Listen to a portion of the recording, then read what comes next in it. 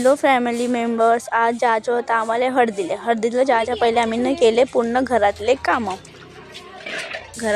म्हणजे का भांडे घासणं. आम्ही किती मस्त भांडे घासत आहो, खाली मुंडकं टाकून बैलासारखी. मग मला आठवण आला, मी तर आज एक बी रील नाही बनवलो. मग का मी पकडला मोबाईल आणि केले रील शूट. तुम्ही पाहिले हे बघा, माझे रील किती मस्त बनवलं मी. मग घातले हळदीचे कपडे, झाली हळदीसाठी मी तयार. मग माझ्या भाऊनं आणली गाडी 4 पायवाली. मग आम्ही म्हणलं चलो. मग गाडीत बसल्यानंतर माझी बहीण का म्हणते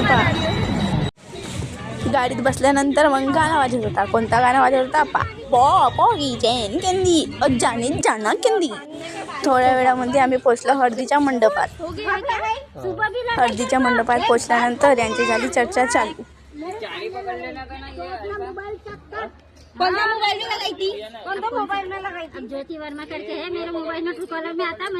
हे बघा, हेच वेळ आपली नवरीनताई हिच्याच आहे. आज शुभमंगलम सावधान.